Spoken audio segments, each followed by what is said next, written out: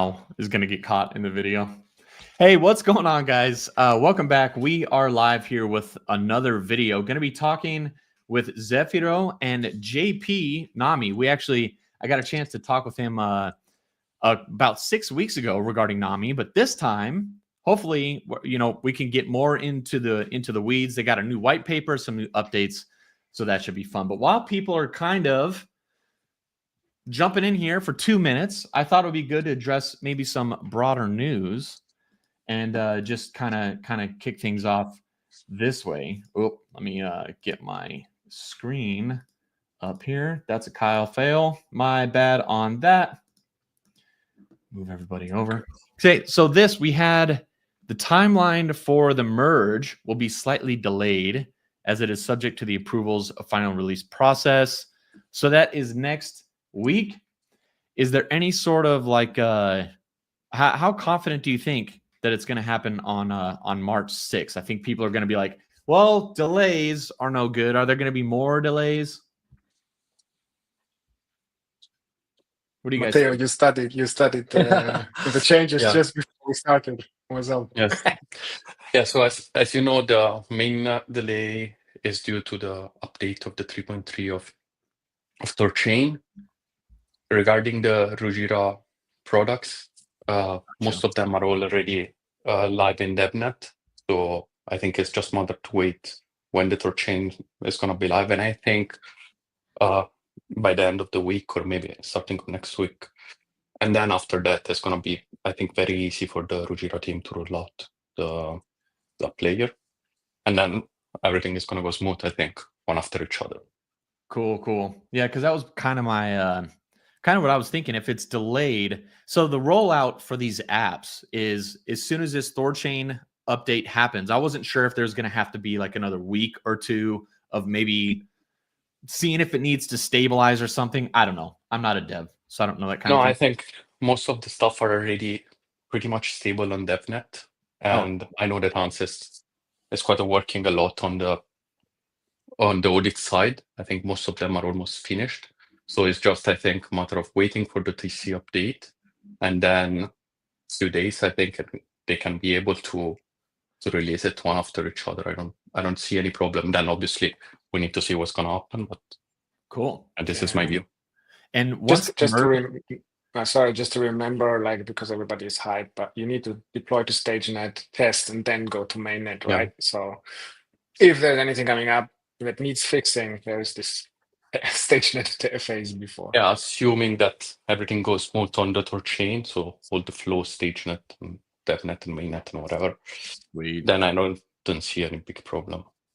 So I know that the token, this is the merge for the token that's going to be happening, but are there going to be, with TGE being, I guess, maybe early April, I don't know if they're going to honor that month thing or if it's still going to be the end of March. But does that mean that Ruji will be functional even without the token? Everything else will kind of still work, or is a lot of the dApps reliant on a token actually existing? It's not relying on the token, correct me, but what it's relying on is the security budget, right? So we need to have the assets. So for example, for us migrating over the NAMI token, we need to bring the other half of the LP, the USDC, via Ethereum, through Ethereum to the app layer. If we can't do that, it's nice, the order book will exist, but it will simply have no orders in it. Right. So this is just one thing. I forgot about that too. That was good news. I saw earlier that the THORChain nodes voted to have 4 nodes come in each turn now, and it looks like there's a bonding war. So hopefully it's gonna be a bit faster. Yeah. There's 86, I think, now. So then it'd be 90, 94, and I think I looked at it. There's like 20 that are on standby with like 400,000 more rune or something like that. So hopefully it'll be over. And the rune price looks good too. I know that the budget, like the security, right, for the bond not being under bonded, depends on the rune price. And rune price looks like it's doing okay, at least today, especially as Bitcoin has been going down. And I think I think it's a reasons for that, but it's a combination of the number of bonds and the price of rune. So either we increase a lot the number of bonds or the price goes up. So man, I'm not worried that it's not going to happen, and I think with the vote we will see it accelerating. Cool. Okay, cool. Well, I had some more news, but actually we're 5 minutes in already. That went by really fast. So if you are watching this video, please do hit the like button, share it around, depending on where you're at. Also, join the chat, hit on the actual video, and join the live stream. And you can drop comments as we do this, as we have this conversation about NAMI Protocol. And we'll probably address a lot of it, but just for participation, that kind of thing would be helpful. So let's get into. I'm going to skip on that. So this NAMI Protocol, go and give them a follow at NAMI Protocol. Pretty simple over there. They got new branding. Also got JP Kuji. He is the founder of NAMI Protocol. Go give him a follow. And I would say follow Zefiro as well. However, he is antisocial. So thank you for being here, sir. So perhaps very important. Why are you antisocial? Yeah, maybe I will in the future.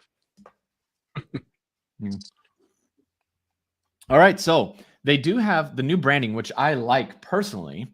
Not that matters too much, but you guys dropped a new white paper. So last time we had a conversation, we discussed that NAMI Protocol is going to be THORChain savers just moved to the app layer, which is actually a pretty simple idea, like on the face of it, like conceptually to understand.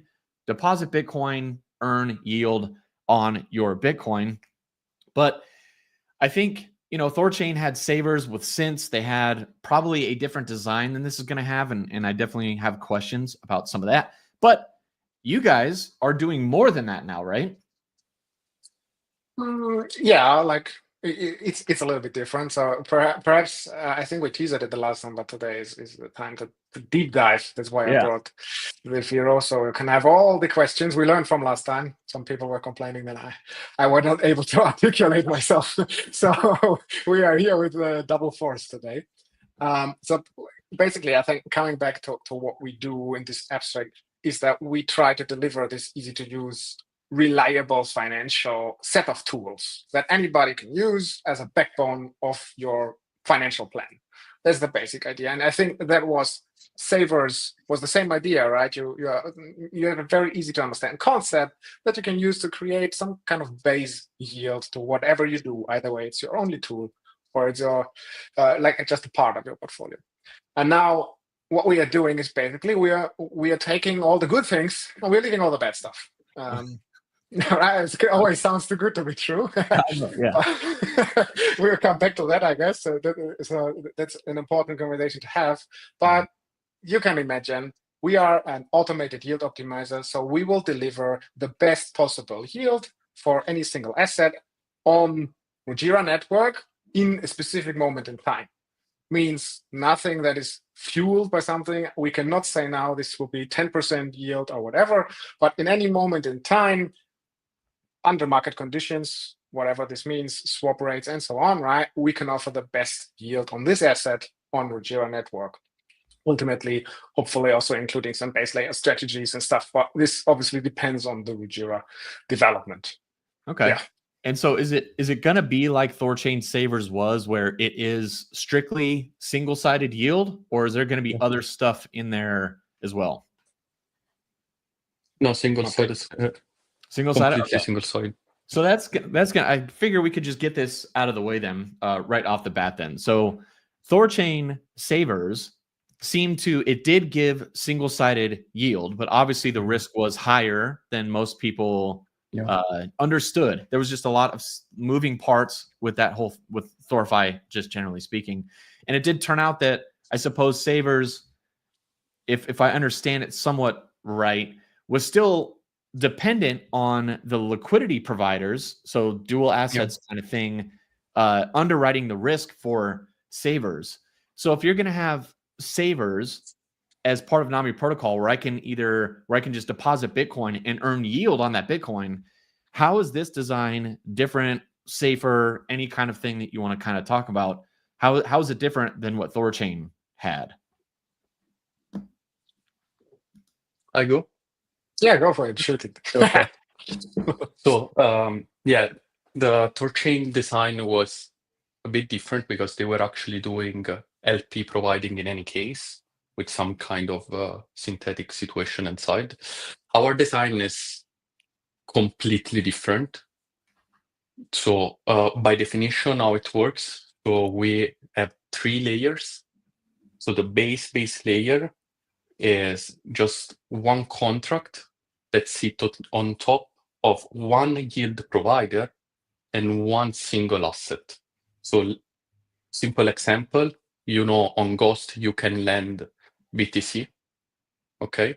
So we have one contract that is called the variant vault that sits on top of Ghost for BTC.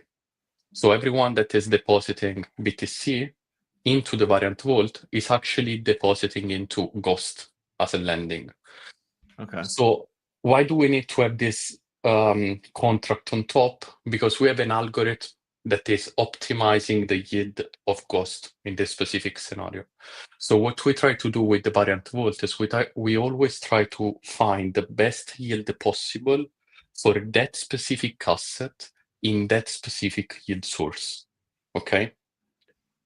Okay. So if I have like USDT on Ghost or USDC on Ghost, I will have 2 different variant vaults, and these 2 different variant vaults will have the best yield possible for that specific asset, so USDC or USDT. Okay, why do I need this? It's because this design allows me to actually create multiple optimization over time of different yield sources and just plug and play. So if I see that something is very risky, I can just remove it and add the other one that is a bit safer. So NAMI in this way is much more flexible to actually accept or not one specific yield product for one specific asset. This also addresses the problem of what happens if one of the stablecoin, the pegs or one asset makes some volatility and whatever. In any case possible, we can always shut down one variant vault. And so we are just removing one yield source, but we're not decomposing the whole product. Obviously, we don't want anyone to access to this level, but we want an asset controller that is an on-top layer, so the second layer that we have, that needs to use this variant vault. How does it use it? So because we didn't want the user to actually care about USDT or USDC or DAI or whatever is the stable coin, or in case of BTC, the CBBTC, wrapped BTC, and so on, we decided to create this NAMI asset controller that is actually controlling all the variant vaults of one specific asset. So let's suppose BTC, I will have 3 different sources of BTC yield, and I plug all of 3 inside the asset controller.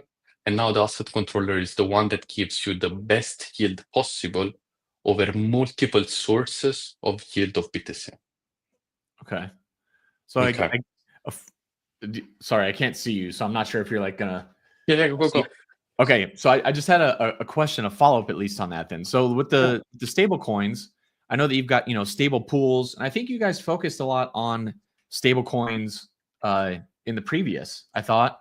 Could be wrong on that. But so with Bitcoin here, could we do an example maybe of like if I put Bitcoin into this asset controller, I get what you're saying. There's going to be different are there different variant vaults, or it's one variant vault for Bitcoin with different multiple yield sources? No, always different variant vaults. Okay. And on every variant vault has its own yield source.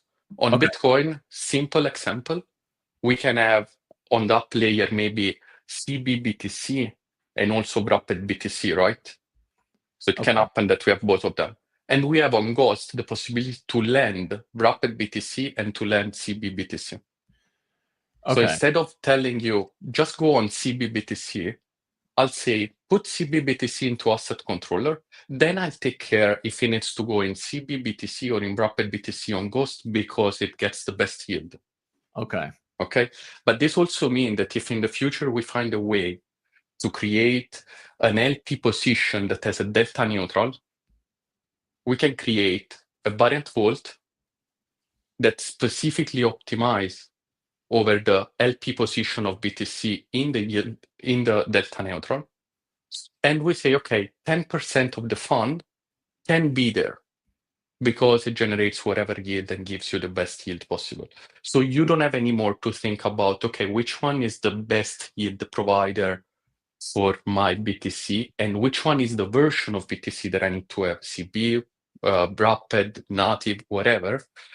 Like I can just go there, deposit whatever BTC I have, and just like enjoy the best yield possible in that specific scenario with the criteria that obviously NAMI wants to have. So maybe we'll not go on high risk, we'll try to keep it very safe, we'll not go on exotic pairs or exotic assets, because obviously the idea is always to simplify the stuff and rather than get the higher risk. Okay, so what you're talking about, so there's stable coin pools that are like USDC, USDT, DAI, whatever, that are all pegged to $1. And then so you've also got then stable pools is what this is, that right in the framing of that? So it's like wrap BTC and like WBTC and CBBTC pool. And when people are swapping in that pool, that's where the yield comes from for the for the Bitcoin that I deposited in just at least one example. It can either be on the LP swap, it can be a source of yield, but also the simple lending and borrowing. Like if you go straight at the basics, the yield of lending and borrowing, that is where NAMI version 1 was born, was actually to try to optimize the amount of deposit into Ghost, so the lending, considering how much borrowing there is on the other side in order to have the best yield. Gotcha. So if you don't want to go into the most complex LP swapping yield, just go straight on the lending. You can lend all the different CBBTC version of BTC, and I'll just say whatever you deposit, I always pick the one that is better. Gotcha. And this is able to do that then because anything that goes into Rujira is going to be a secured asset. Yes. I think I remember right here. Submit optimal distribution every 1 to 3 blocks. So that'd be, what, every 5 seconds or so? It might. It's depends on your position. Yeah, so it depends on the on how many blocks we want to do it and how fast, how deep the liquidity is going to be. We want to make sure that the asset controller has always the best distribution of funds between the yield sources. Okay. In order to guarantee the best yield in that specific moment. It doesn't necessarily mean to swoop in here that we change something, right? It can stay optimal over many blocks if nothing changes in the behavior. Right. That's why also we started on Rujira with Ghost, because Ghost is the only in comparison to the NLP. Ghost can be pre-calculated. The impact of going out and the impact of entering can be pre-calculated. So I can say, okay, the yield drops because I supply more stablecoin, for example, on USDC, or when I go out, the yield will change. If I take an LP, a stable LP between USDC and USDT, then you earn from trading. And the amount of trading that is happening is not, you cannot tell it before, right? You always look back. So you need some kind of machine learning algorithm who can try to anticipate what's going to be in the future. And that's why we start with the lending part. Is there any risk to this being, I know maybe normie questions, but I just got to do it. Is there any risk to this being an off-chain algorithm? Like a which kind of risk, or this piece down here for the calculates optimal asset allocation for best. If it being off chain, is that a problem? No. Okay. Yeah. So the algorithm is only submitting to the asset controller the best combination possible. So it's never touching funds. So let's make the worst case scenario. Okay. NAMI shuts down, the algorithm shuts down. What's going to happen to the controllers and the contracts and everything? Everyone can withdraw, everyone can do whatever he wants to do. Like the funds will never be locked. The only stuff that's going to happen is that over time, it will not give you the best yield.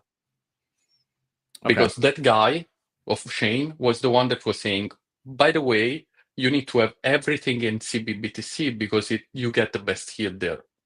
So if we shut down the algo, the off-chain algo, what's going to happen is that asset controller at one point is not going to recognize anymore which one is the best combination. Gotcha. And then people will just have to manually be looking around. Yeah, they need to like withdraw and manually do whatever they want to do in order to get the best yield or have their own algo. Gotcha. But they cannot interact. Like. Okay. Brennan, actually, if we can just hop into a couple of these as we go while we're on topic here, he asks, will there be a risk adjuster, or will it always take the most profitable source regardless of risk? Yeah, this is what I was discussing before on the LP situation. So we want to make sure that every variant vault that we are actually plugging into one asset controller is controlled on how much funds can be there and how much funds, like how risky is the variant vault itself with the yield source. So we want to make sure that if, I don't know, there is a huge strategy that provides 200% a year over BTC, I don't want to put 100% of the funds there because then it's too risky. So we will have this kind of control over which one is the variant vault that we want to have. So which one are the yield source and how much funds we want to maximum put there compared to the others. Gotcha. Yeah. Is it going to look like, I mean, the way I'm envisioning something like that would be like a slider bar where I could be like, if you had 0 to 10 on risk, and then you could just slide it up to like 4 or 7 or something like this, and it would just proportionally adjust? It's not going to be on the user level, but on the protocol level. So at least this version, like later on, because of the design, I can actually create a personalized or customized asset controller for the user. And so at that point, you can do all the customization that you want. But in the first version, we said like, okay, this is the BTC. We, as NAMI, define the risk parameters and stuff. So we don't give this control to the user. But no one is telling us in the future to create the custom asset controller and say, pick whatever is the risk profile that you want. Gotcha. Then exclude this, exclude that, and whatever. Okay. Yeah, perhaps it's worth. Sorry. No. Go ahead. Yeah, perhaps it's worth to say what qualifies a yield source in general to be, added to NAMI, right? And we thought about this, and there's many things. It starts with it cannot be with any artificial incentive. So there can't be like the yield generated cannot be achieved by any artificial incentive. Artificially means usually in DeFi, right? You have some kind of native token from the yield provider that is supplied on top of the usual trading fees, and you need to sell that to the market, and it's just not going to cut it. Then it minimizes, like, first of all, then also it defines risk as any kind of potential loss of funds. Just as a term, okay, risk is potential loss of funds from a yield source. It keeps the funds unlocked. It allows the position to be queried, valued at any point in time. It minimizes risks like impermanent loss. So if you take an LP, it can only be either a stable one that between the same asset or a delta neutral position that is managed really well. So we would need to look into, okay, how is this delta neutral position managed? What risks are there? So kind of the same questions that the viewer is asking here. And then at the end, it permits, it keeps funds unlocked, and it permits the impact usually to be some kind of calculated, either with pre-calculated easily via a formula, or we need to adopt and put something on top to analyze backward, like historical behavior, to try to predict future behavior. But in this current first iteration, it's pre-computable. And therefore, the risk you have here at this point in time is either way, you have a big market swing. In the market swing, a utilization-based lending market, anyone can be locked, like your funds can be locked for a certain amount of time until borrowers start to repay. We had the thing on Kujira, but it's not something that is just like universal to Rujira, but is very specific to this type of lending market. And obviously, even though you can use NAMI, or we might come back to that natively, you are switching your assets to other assets that are registered to this asset controller. So if you really just want to be exposed to native BTC, you need to take the decision, is it because you will put native BTC in and you will get native BTC out? But for you, we might be changing to CBBTC in between, right? So you need to take that decision for yourself. Will people know that that's what they're doing when they deposit native Bitcoin into something like this? Like, is there like a transparency? You know how like when you do swaps on routes, it'll be like you've got these 4 different routes and it lays out the exact sort of route that you're going to do the swap. Is this similar, or is that not really possible because it's always changing for best optimization? I mean, from the UI side, we will not tell you how much is where, but if you deposit the Bitcoin, you will see you will get exposure to these 3 assets. Well, we are handling, we don't define it, but we will show you what assets we are handling in the vault, and you need to understand, right? Now, how we do this with third-party integrations is another story. We need to figure it out with them, that they do the same kind of behavior, right? Mm-hmm. But also up to the third party in that moment. Like they have their own brand, their own strategy, their own user. Right. If they want to take on the risk of not sharing that or not, then they can for sure. Okay. Anyway, it's everything on chain, so everyone can track where the funds are. Okay, cool. And is all this is, so it's completely real yield. There's not going to be any incentives, which is awesome, because that usually just that brings in, what do they call it in I don't know, back in the day, mercenary capital kind of thing, where big money comes in, farms all the incentives, dumps it on the market, and then just crushes the charts and kind of deal. But I did notice this person here too, this open ARB opportunity. So is this anything that this person is getting a benefit of, or is this something to just sort of stabilize the product? Yeah, so this is kind of the biggest new, I think, compared to the previous version. So I don't know how much you're familiar on the previous version, but the previous version was actually quite of the same design, all compacted into one contract. And then there was some kind of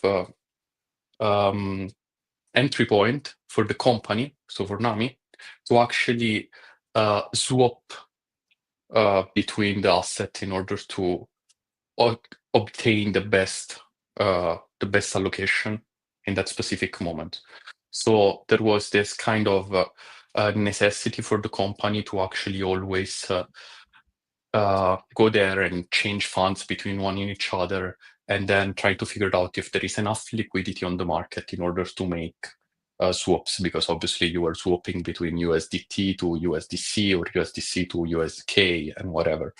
So when then we decided to revisit the whole NAMI, we were like, okay, does it actually make sense to keep it close, or we can allow everyone to actually participate into this optimization? So this is the design that we have decided to do. So the discussion that we had before regarding the off-chain algo. So the algorithm off-chain is actually submitting which one should be the best allocation in that specific moment, but it's not making any swaps. So it's just changing and saying to everyone, this is how it should be, and this is how you guys have right now in the asset controller. So it's opening the door to any actor outside, so any other participant or user that wants to gain this opportunity to actually rebalance the pool to get the best allocation. So if we go from a finance point of view, usually when we rebalance on our own, in the simplest way possible, we pay a number of basis points due to the swap. That can be either, I don't know, the basic fee plus the slippage. And obviously when you have a lot of money, it's also quite a lot because of the slippage, and then you need to make sure that there is liquidity and whatever. In this case, I'm just saying the same, but instead of paying the fee to Fin, I'm just saying to the user, whoever is coming to me, and if there is an opportunity to, because I don't know, I need USDC and I need to give away USDT because this is the swap that I want to do. If you are willing to give me USDC and I'll give you USDT, I'll give you the same amount plus a premium. So that cost, that is, I don't know, 15 basis points usually that I need to pay on the swap, I'll say I'll give you to the actor 7.5 or 5 basis point. So for me, it's a net profit because instead of paying 15, I'm paying 5. But at the same time, the user is actually swapping 1,000 USDC to 1,005 USDT. So he can create an arbitrage over that stuff. So this is the idea behind the arbitrage.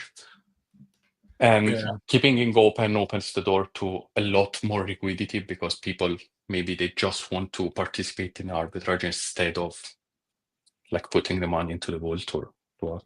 So does this go out? Is this sort of like a THORChain has its internal or Oracle system, I guess? Is this managing prices, or is this mostly just for, I don't know, allocation of funds between the yield sources? So you have USDC on Ghost and USDT on Ghost, okay? And the algorithm is saying, now you need to have 50-50. So 50% USDT on Ghost, 50% USDC on Ghost. Then, I don't know, 2 blocks goes ahead and says, the best optimization is 80% USDT, 20% USDC. So I have a surplus of USDC, the 30%, and I'm telling everyone else, guys, I need USDT. If you give me USDT, I'll give you USDC. So don't go on Fin, just give it to me because we do a deal OTC, whatever. Like, just to say. Okay. Are there probably going to be like some plugins and some auto Rujira stuff maybe on there that are making this kind of thing easier, I'd imagine? Yeah. That's pretty sweet. I thought this is pretty funny from Seasick Viking. Guys, we need a yield arrow on the flowchart going back to the actor or I'm out. Could it be possible stable coins and the other native assets? Agree. Yeah, what are you guys doing here? This actor is just giving away money. Just giving away money. It's not getting anything. Lovely. He does have a question though. Could it be possible to earn stablecoin when other native assets are what are deposited? Okay, so if I put in Bitcoin and I earn yield in, say, USDC, I think would be like the kind of question. So you have 2 options for every asset controller. So let's suppose the asset controller of BTC or the asset controller of USDC. You can either auto compound or you can stream out. And these are the 2 options. If you auto compound, obviously you're auto compounding the yield. If you're streaming out, you're keeping the auto compounding on one. So you're keeping the base principal on your side, and the auto compound is the yield is also is only streamed out. In what is streamed out, for every asset controller, the streaming is in one of the version of the asset controller itself. So if you're putting in BTC in the BTC vault, you will receive as a streamed out BTC, maybe just CB BTC or native BTC. Okay, so the actual difference between the two is that during the streaming, you have the principal that is always exposed to the risk of the different yield sources, while the yield is actually in only one asset, so you don't have any risk apart from the native BTC itself. While the auto compound, the yield and the principal is also compound, and so the risk always is in the different yield sources that you have. Then if you want to stream out in USDC, we open the door to auto Rujira to actually automate the streaming inside and move it around. Or do it ourselves, whatever. Yeah. So the answer to that question is a yes. You'll be able to earn, which I think only the same. Huh? Only the same. I mean, ultimately, you will be. It's just not in the launch version. Oh, okay. Okay. So in first version, no, but down the road, you'll be able to. Gotcha. Yes. How long? But I mean, when question, I guess. But there was another when question here. I think we might have talked about it earlier. Are there any initial caps in place or full open from, Savers on THORChain had caps. Does this design make it so that as long as you have assets to deposit, it can just scale indefinitely, or how does that look? You can do whatever you want. Like you can put whatever you want because you are just using the market, right? So the more capital you put, if the demand for that capital, in this case on the borrowing side, is not following, the yield is going to drop. So the free market itself will regulate like when somebody stops or when the community stops putting money in, right? When the users will stop. Yeah. Okay. Yeah, I think that at one point in time, if there are too many people that wants to put the money into NAMI, if there is no borrowing on the other side or demand for the source yield itself, so Ghost or trading and whatever, then the APR is going to drop so much that people are going to will to withdraw. And so that you will have this kind of equilibrium on how much capital NAMI will have. Is that possible then for there to be, so I'm just trying to, maybe I misunderstood, but so if there's no demand on the borrowing side, I know that with borrowing and lending markets, there's like negative yields and positive yields depending on what side you're on and the balance, I think. Is it possible to have then where your Savers position falls negative because the system is incentivizing people to actually get out of? No. So the yield of Ghost is going like the function behind is always a positive function. Gotcha. That is paid out by who borrow and is earned by the lender. Because we are lending, we're never borrowing. We'll always have positive. It can be zero, definitely. Like if there is too much supply and zero demand of borrowing, it can be zero, but it cannot be negative. Gotcha. Okay. Yeah. That's reassuring. That is good to know. So you're not just giving away charity to the system and also no negative yields. So that's good. Although it can be zero. Yeah, it can be zero. Felix asked this question from perception. Is there any, I guess, I know that we are limited on time. We've got about 17 minutes left. So I want to add, is there anywhere that you guys want to particularly go from here in terms of the white paper? No. We got the economic. I think there are some whenever questions. you want to. Yeah. We can answer some questions. We can talk about all that. You said you have some more perhaps fighting questions. No, critical questions. Much, I just wanted to get to the idea of, THORChain made it sound like it was risk-free, that Savers product, which obviously was a mistake. And I think there's going to be a lot of people that see this video or that have the same question of just too good to be true sounding products.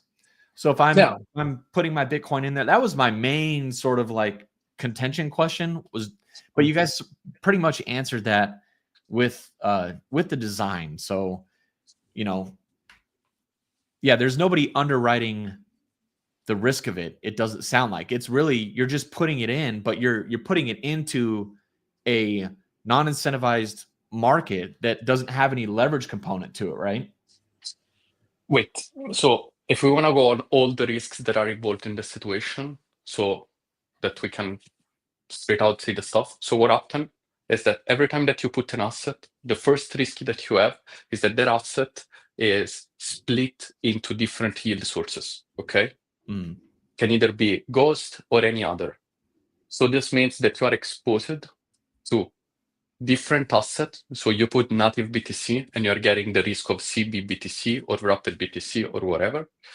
You're exposed to the risk of Ghost or BO or whatever, as long as exists one risk inside that platform and as long as that platform is a yield source for us.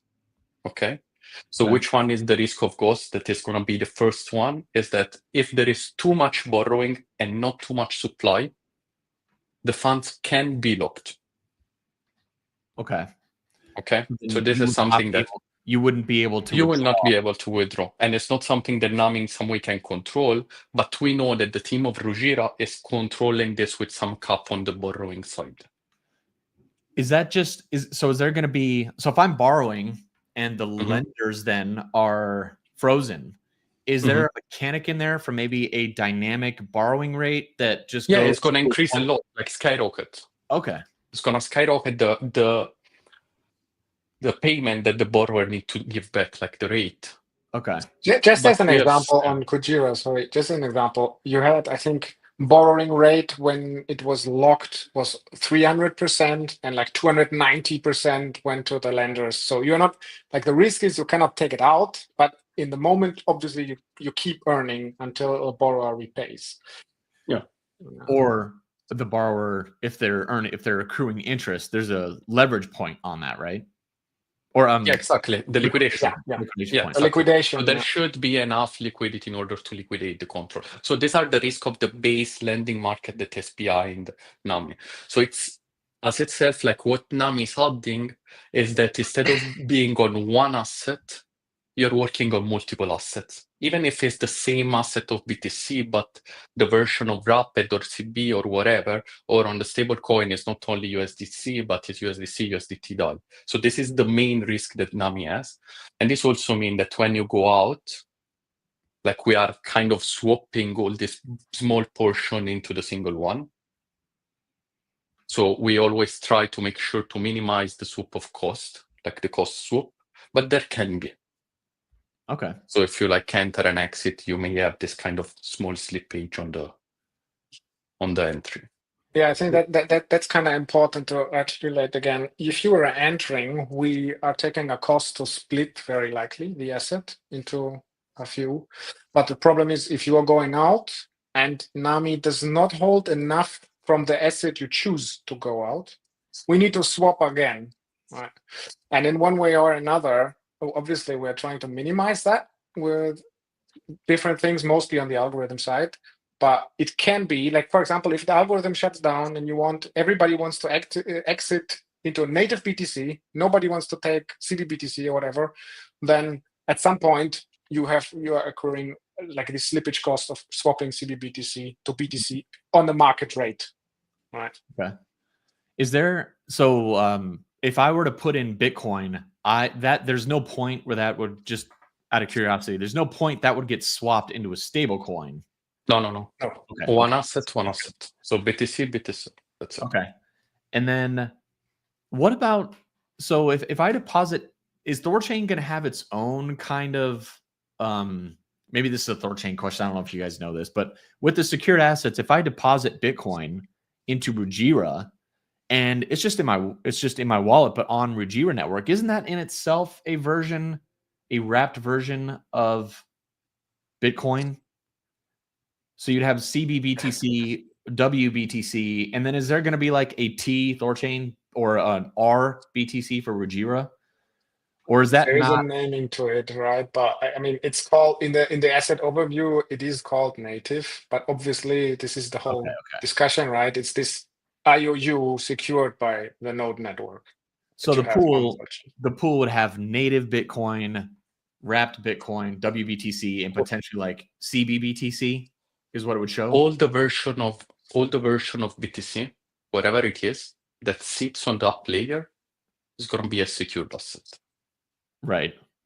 So there is not going to be like THORChain BTC. Okay. It's just the same CBTC, wrapped BTC, native BTC, and whatever that is secured asset. So the version that you're going to see on the dev side is secured asset. The perception of the user is going to be most likely to be always the same. Like you should not like perceive the difference between it's a secure or not a secure.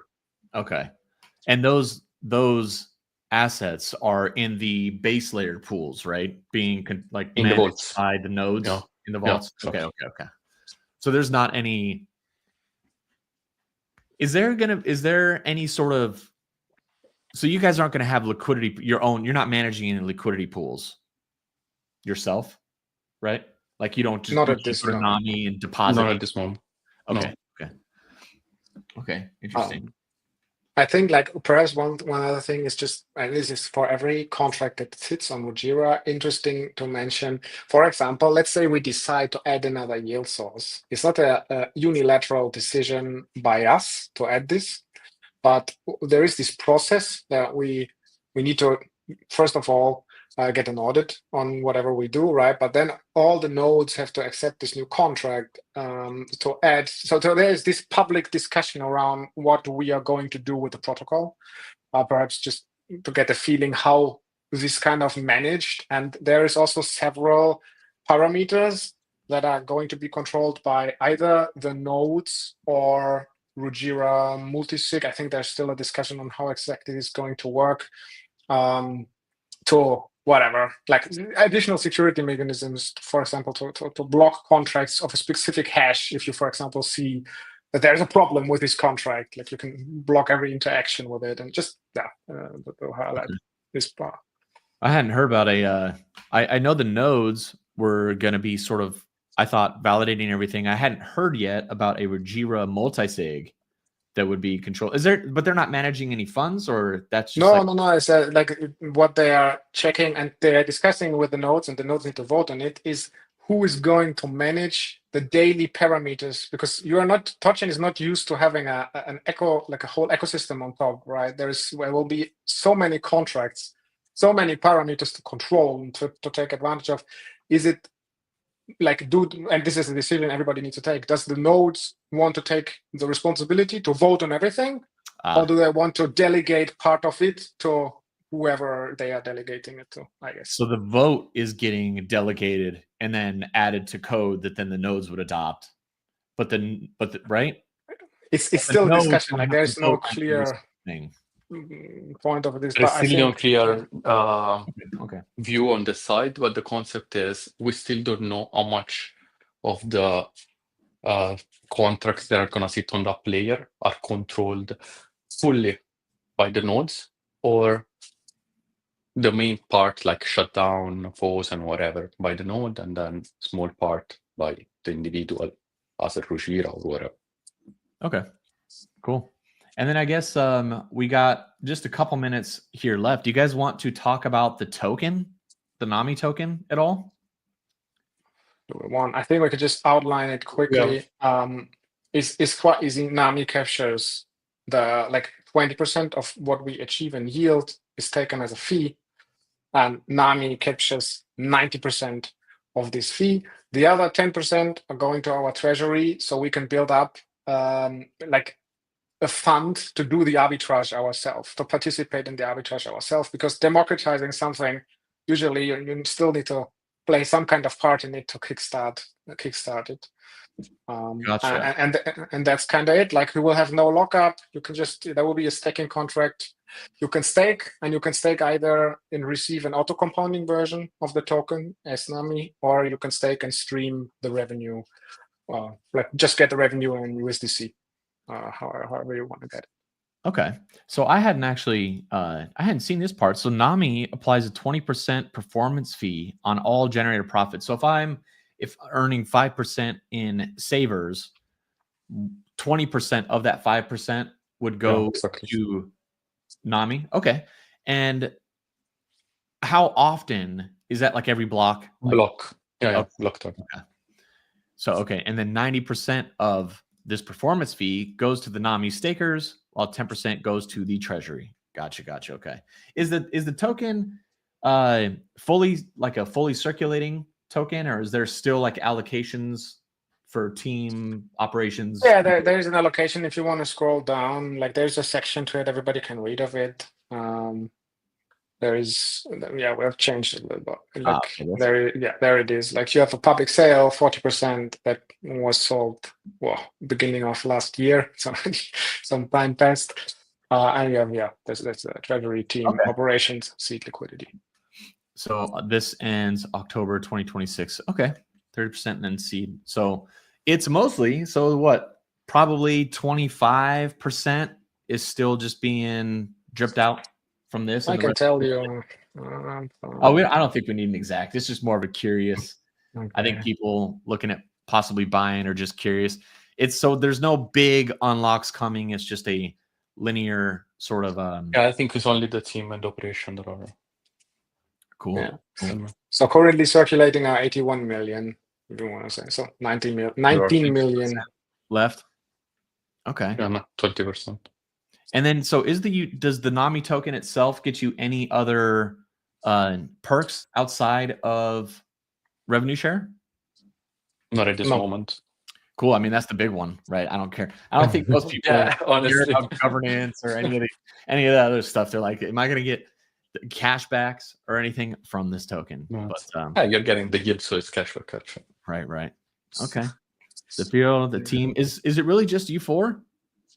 Yeah, it is just us four. Yeah. Nice. Okay. Cool. Oh, and that's kind of an interesting idea too. If just thinking, if you're owning and you have this NAMI token, is that, like they said, that if other front ends decide to have the Savers product tapping in, so it's not just at Rujira. If any wallets, any other UIs offer the Savers product and liquidity comes in that way, then that's potential, right? Yeah. Actually, I just had this conversation today again with Basim on the Fusion team. Greets, I think you had him on the show. And we just talked about that the real adoption of what everybody is building will be outside, and the real growth of Rujira and THORChain, like it was for THORChain for many months, years, right? Like nobody knew about it, but everybody was using it. Yeah. Cool. Yeah, that'll be interesting to see who builds, because you'll have the Rujira front end, but you'll have the Rujira, all the stuff built into everything else in the back ends of that. And they can just pick and choose whatever they want it to be, which is really, really cool. Okay. Well, I don't see really any more questions over here. Let's see.